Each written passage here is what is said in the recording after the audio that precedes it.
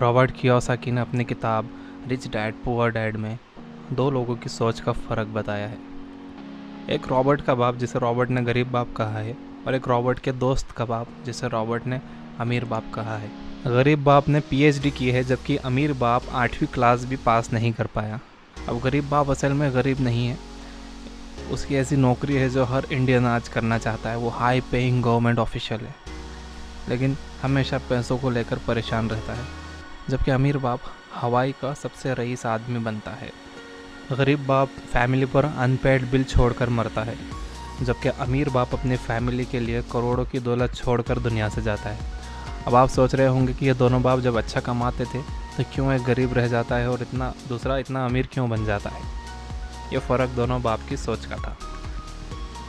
Robert का गरीब बाप कहता था कि बड़ा इंसान बनने के लिए खूब पढ़ लिख कर अच्छी नौकरी करना चाहिए, जबकि अमीर बाप कहता था कि बड़ा इंसान बनने के लिए पढ़ लिख कर खुद की कंपनी खोलनी चाहिए ताकि उससे दूसरों को रोज़गार मिले।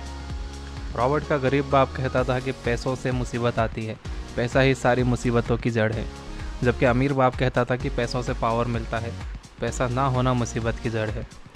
रॉबर्ट का गरीब बाप महंगी चीज़ें यह कहते हुए ख़रीदने से मना करता था कि हम उसे अफोर्ड नहीं कर सकते, जबकि रॉबर्ट का अमीर बाप कहता था कि वो ऐसे रास्ते बनाने की सोचे जिससे वो सारी महंगी चीज़ें अफोर्ड कर सके।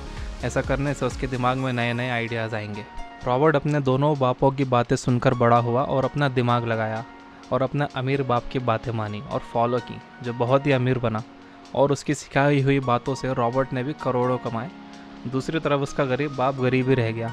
तो ऐसा क्या आखिर रॉबर्ट ने अपने अमीर बाप से सीखा? फाइनेंशियल एजुकेशन की प्रॉब्लम यह है कि ये स्कूलों में नहीं सिखाई जाती, इसलिए ये आपको आपकी फैमिली सिखाती है। अब इसमें प्रॉब्लम यह है कि अगर आपके पेरेंट्स दुनिया के टॉप 1% लोगों में नहीं हैं, तो वो आपको सिखाएंगे कि गरीब कैसे बना जाए। इसलिए नहीं कि वो आपसे प्यार नहीं करते, बल्कि उन्हें पता ही नहीं है कि वो क्या सिखा रहे हैं, और वो रिच डैड पुअर डैड जैसी बुक्स नहीं पढ़ते। रॉबर्ट के अमीर बाप ने रॉबर्ट को असेट्स और लायबिलिटीज़ का फ़र्क समझाया। आपने अकाउंटिंग क्लास में जो भी सीखा है उसे भूल जाइए। रॉबर्ट ने इसे अपनी किताब में बहुत आसान तरीके से समझाया है। असेट्स वो चीज़ें होती हैं जो आपकी जेब में पैसा डालती हैं, और लायबिलिटी वो चीज़ें होती हैं जो आपकी जेब से पैसा निकाल लेती हैं। कोई भी चीज़ असेट और लायबिलिटी हो सकती है।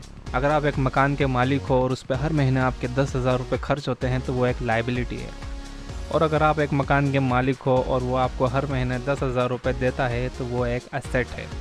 Businesses, real estate, bonds, paper assets जैसी चीज़ें एसेट्स होती हैं। ये फ़र्क जानना बहुत ज़रूरी है कि गरीब सिर्फ अपनी ज़रूरतों पर खर्च करता है, अमीर असेट्स खरीदता है, जबकि मिडिल क्लास लायबिलिटीज़ खरीदता है और सोचता है कि ये उसके असेट्स है। जब तक आप अपनी सोच को नहीं बदलोगे कि आपको आपके पैसों के साथ क्या करना है, तो आप अपनी जॉब से चाहे कितना भी कमा लो, आप उसे अपनी लायबिलिटीज़ और एक्सपेंसेस से मैच कर ही लोगे। आपके दोस्त चाहें आपका महंगा फ़ोन देखकर हैरत करें और आप अमीर दिखने लगें, लेकिन असलियत में आप कभी अमीर नहीं बनोगे। जॉब करना गलत नहीं है, लेकिन मेरे पास जॉब नहीं है क्योंकि मैं मेरी असेट्स से कमा रहा हूँ। लेकिन अगर आप एक आम चलन के हिसाब से स्कूल जा रहे हो, फिर एक नौकरी ढूंढ लेते हो, तो चांसेस हैं कि आप लायबिलिटीज़ बना रहे हो जिसे आप एसेट्स समझ रहे हो। यही है प्रॉब्लम।